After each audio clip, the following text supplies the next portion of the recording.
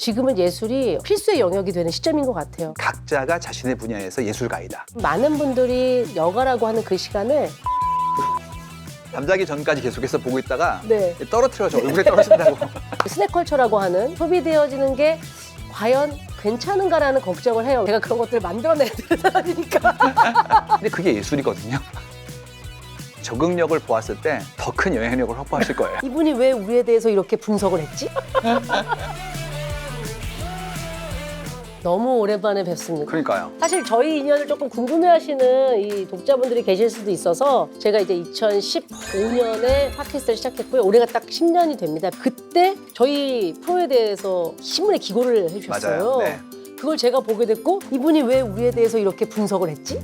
저 일단 개인적으로도 팬이었고 그 채널도 좋았고 내가 스스로 내 걸 만들겠다는 당찬 생각을 하셨고 계속 성장하셨으니까 제가 좀 촉이 있는 거죠. 그래서 올해가 딱 저희 비밀보장이 딱 10년 되는 해거든요. 그러면 저희 앞으로의 10년도 혹시 예보하실 수 있을까요? 지금까지의 적응력을 보았을 때 더 큰 영향력을 확보하실 거예요. 커지고 싶은 생각이 없는데요. 큰일이네요. 원치 않아도 확장하실 거예요.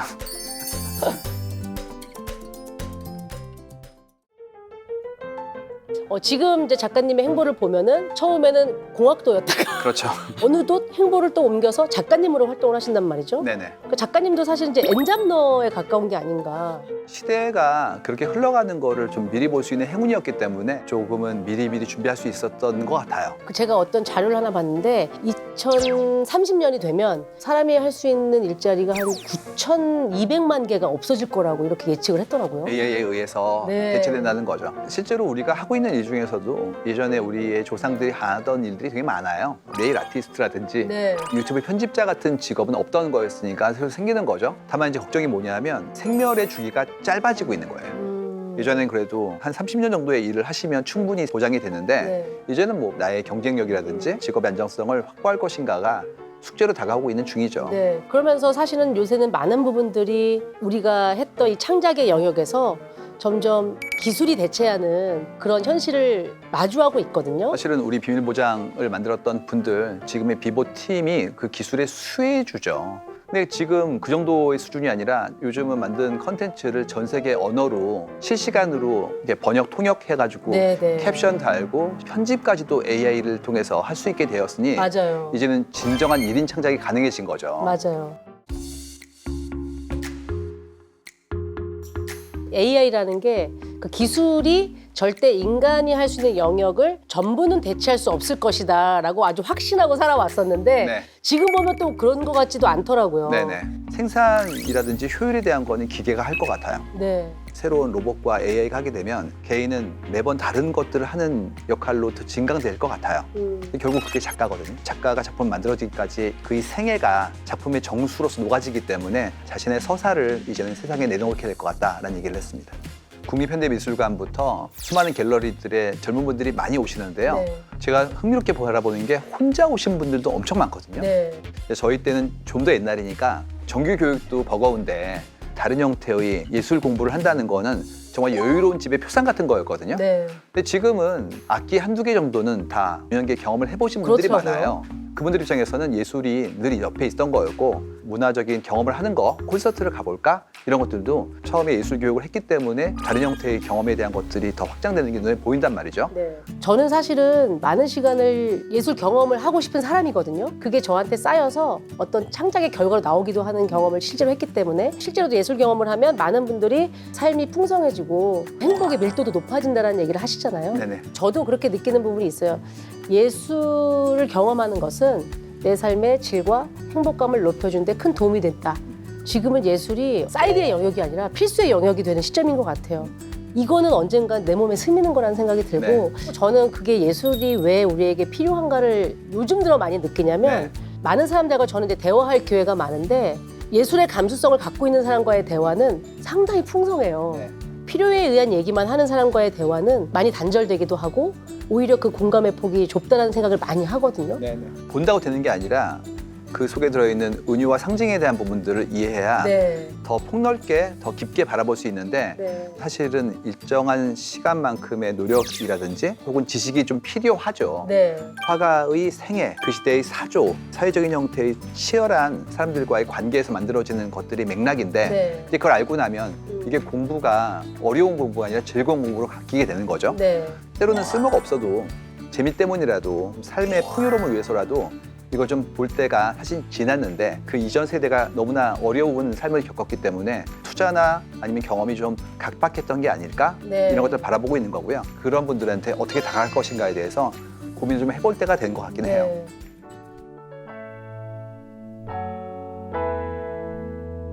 이걸 연구하신 학자가 계시대요. 로버트 스테빈스 선생님이 계시는데 이분이 여가를 연구한 분이었는데 진지한 여가라는 컨셉이에요. 시간을 보내서 누워있는 게 아니라 당신이 여가 활동을 해가지고 성취감도 얻을 수 있고 그다음에 기량도 키울 수 있고 더 나아가서 정체성을 쌓는데 이용할 수 있다면 그때는 즐기는 게 아니라 경력을 만들 수 있다라는 얘기를 하셨거든요. 여가라는 게 사실은 좀 특권이기도 한데 나의 삶에 어떠한 하나의 소중한 자원으로 넣을 수 있다는 걸 보여주셨던 케이스예요. 이슬기 작가라는 분이 계신데 직장인으로의 삶보다 좀 더 자유로운 삶을 원하셔가지고 미국에 가서 그 아트토이 작가님한테 사사를 받은 거예요. 네. 그래서 그만큼의 새로운 어떤 수련을 하신 다음에 지금은 굉장히 유명한 작가가 되었어요. 그래서 결국에는 이렇게 새로운 시도를 만들어낼 수 있잖아요. 요즘 많은 분들이 나의 빈 시간, 여가라고 하는 그 시간을 대부분은 이렇게 채팅으로 잠자기 전까지 계속해서 보고 있다가 네. 떨어뜨려져 얼굴에 떨어진다고. 네, 많다고 그래요. 네네. 네. 근데 이 스낵컬처라고 하는 소위 말하는 가볍게 이렇게 소비가 되어지는 그런 것들로 소비되어지는 게 괜찮은가라는 걱정을 해요. 왜냐하면 제가 그런 것들을 만들어내야 되는 사람이니까. 이거를 만드는 것들을 많은 분들이 이제 소비하시게 될 텐데 어떤 여운을 주지 않는 것들을 계속 만들어내야 되는가. 아무래도 새롭게 나온 거다 보니까 예전보다 소비의 총량도 늘고 있고요. 네. 또 은근히 또 도파민이 있기 때문에 네. 많이 보시거든요. 근데 그 자체가 어떤 문제가 있다는 거나 혹은 그것이 좋다는 게 아니라 그 안에 들어있는 컨텐츠의 밀도에 따라 달라지기 때문에 균형감 있게 컨텐츠를 바라봐야 되는 것이죠. 그 미디어의 밸런스라는 건 결국 내가 했던 경험들에서 어떤 것들이 좀 더 의미 있는 것으로 인지하고 있느냐의 문제고요. 뭔가 여운을 남기는 거, 네. 이 얘기를 주셨단 말이죠. 네. 결국 누군가의 생각을 조금씩 다른 각도로 할 수 있도록 기회를 주고 곱씹어서 우리 일상을 다르게 바라본 작업들을 해주는 일을 하시려고 하는 것 같아요. 네. 근데 그게 예술이거든요. 제가 예술의 영역을 하겠다라고 다짐한 적은 없지만 제가 영향력 있는 건 알아요. 근데 그 영향이 알게 모르게 나쁜 영향을 끼쳤다는 피드백은 몇 년 있다가 받게 되겠죠? 그러고 싶지 않은 거예요. 좋은 의도를 가지고 하고 싶은 거죠. 그냥 소비가 되는 게 아니라 생각할 거리를 주고 여운을 주고 온전히 내 것이 될 수 있게 하는 거는 우리가 할 수 있는 거 아닌가? 나는 그런 차원에서의 고민은 많이 하고 있는 것 같긴 해요. 근데 그 영향력도 그렇지만 거기에 들어간 나의 고민의 총량을 늘리려는 시도는 예술이라고 봐야 되는 게 그거를 플럭서스 운동하셨던 요셉 보이선님이 얘기하신 거예요. 네. 각자가 자신의 분야에서 예술가이다. 어... 그럼 깊게 고민하고 큰 의미를 부여하면 예술가라고 얘기해 주셨거든요. 네. 그래서 예술을 하고 계신 거죠.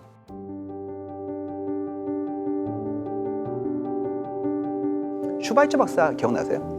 슈바이처 박사님에 대한 우리의 존경은 성인이죠, 성인. 그 어려운 환경에 가셔가지고 의인수를 펼치셨는데 신학자, 철학자, 그다음에 의사, 그리고 아티스트였더라고요. 아, 그래요? 예, 파이프 오르가니스트여가지고 굉장히 높은 수준의 연주를 하셨대요.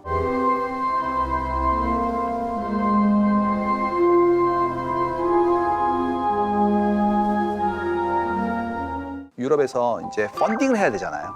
인수를 펼치려고 그러면 그만큼 재원이 도네이션이 필요하니까. 필요하니까. 예, 그래서 그때 파이프 오르간 연주를 통해서 많은 분들에게 감동을 드리고 독지가들한테 이렇게 큰 자금을 모으는 일을 하셨다는 거예요. 네. 예술에 대한 굉장히 큰 순기능이 아닐까 이런 생각을 하거든요. 정서적으로 그에게 공감을 드리고 좀 더 따뜻한 마음으로 바꿀 때 네. 예술이 큰 역할을 하잖아요. 네. 그래서 우리 마음을 열고 네. 상대를 위한 그런 배려를 위해서라도 예술 교육이 필요하고 이미 그렇게 살아온 곳들이 많구나라는 걸 알게 되었어요.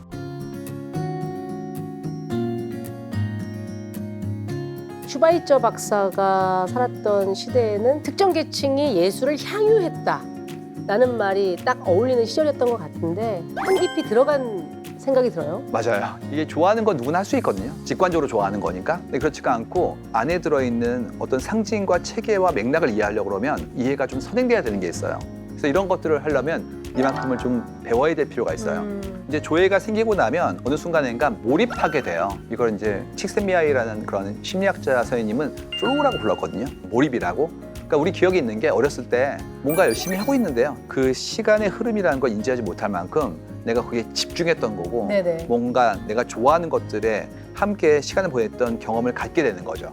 결국 그만큼의 몰입을 하려고 그러면 일정한 형태의 기회는 갖춰야 되거든요. 손발을 좀 마음대로 쓸 수 있어야 네네. 집중할 수 있지, 아니면 그 하나하나에서 어려움을 겪으면 더 앞으로 나가기가 좀 어렵기 때문에 네. 이런 일이 생기는 것 같아요. 전 최근에 미술교육의 훌륭한 예제 중에 하나로 바라봤던 분이 송소희 씨였어요. 이분에게 제가 느꼈던 건 뭐였냐면 난 내 길을 가겠다라는 생각을 하시고 본인의 음악을 하고 세계를 있거든요. 만들어 하나를 창조?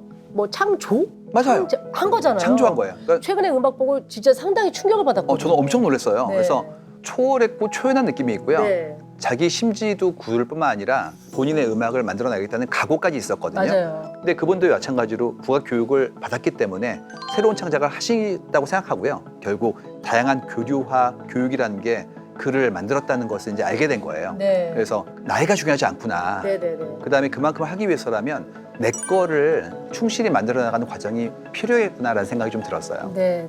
그걸 요새 뭐 액티브 에이징이라고 하더라고요. 네. 드라마 폭삭 속았수다 혹시 보셨는지 모르겠지만 네네. 저는 사실 참 좋은 드라마다라고 생각을 했는데 그 드라마에 나오는 애순이가 노년에 신이 되고 싶었던 자기의 꿈을 이루잖아요. 네. 실제로 시니어 문화예술 교육을 통해서 시인으로 등단하신 사례도 되게 많더라고요. 네.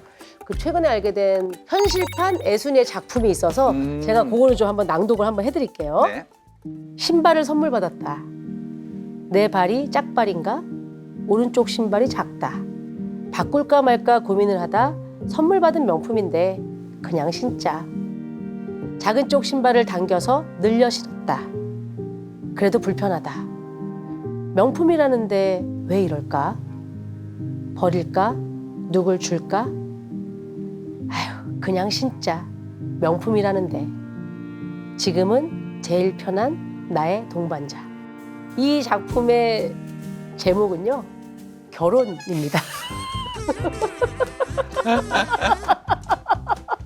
근데 이 시를 쓰신 분의 이제 히스토리가 상당히 재밌는데요. 평생을 주부로 살다가 시인이 되신 현실판 애순이 송용희 시인의 시예요. 뒤늦게 시를 쓰고 대학 공부를 시작하고 제2의 인생을 살고 있다고 하시는데요. 이게 예술이라는 게 평생에 걸쳐서 우리와 함께 있는 것이기 때문에 내가 예술 교육이 단절됐다는 생각으로 끊어지는 것이 아니라 그 뒤에도 계속 이어져서 제2의 인생을 멋지게 살아갈 수 있는 활력이 될 수 있는 에너지가 되기도 하는 교육이라는 생각이 들거든요. 성인 교육에 대한 부분들은 직업 교육이 아닌 다음에야 이렇게 활성화되지 않게 살아온 것 같단 말이죠. 근데 생애주기 교육을 우리가 꽤 고민을 해온 상태에서 네. 아직은 이게 활성화되지 않았던 이유가 방법도 모르고 그다음에 또 우리 삶이 너무 바빴기 때문에 된 것 같거든요. 네. 시간을 쓰는 부분들은 좀 더 여유로워지는 것 같아요. 네. 이제 기계화도 많이 되고 또 AI도 나온다고 그러니까 그만큼 시간적 여유를 갖게 되는데 그럼 그 시간 동안에 어떠한 형태의 내 생애에 대한 어떤 축적을 사회와 공동체에 대한 기여를 할 것인가에 대한 것들을 고민하게 될 것 같아요. 네. 그래서 예술 경험에 대한 부분들은 지금까지는 학교라는 범주 안에만 주로 있었는데 이제는 넘어가는 것 같고요. 우리가 새로운 합의를 좀 해나가야 하지 않을까라는 생각을 좀 들고 있습니다. 네. 그러니까 앞으로 더 많은 분들이 예술 경험과 교육을 통해서 자신을 발전시키고 개발하는 그런 시간들 그리고 경험들이 좀 많아졌으면 하는 생각이 들고요. 또 마침 올해가 문화예술교육정책 20주년이라고 해요. 예술 경험이 더 중요해진 앞으로의 시대에 예술가들의 어떤 역할이 상당히 필요할 것 같아요. 오늘 이렇게 말씀을 나눠보니까 역시나 작가님과의 대화는 너무나 재미있고 깊이가 있는 것 같습니다. 늘 즐거워요. 네, 너무 즐거웠습니다. 사석에서 만나도 비슷하게 떠드니까. 맞아요. 사실은 사석에서 떠들던 얘기를 카메라 앞에서 하는 것 같은 그런 기분이 맞아요. 네. 좀 들기도 합니다. 네, 앞으로 좀 자주 작가님 뵀으면 좋겠고 이야기를 나눴던 에너지를 바탕으로 많은 분들께 다시 돌려줄 수 있는 국리를 하도록 하겠습니다. 그분들의 경험이 더 넓은 사회로 갈 수 있도록 도와주세요. 아, 알겠습니다. 감사합니다. 감사합니다. 네.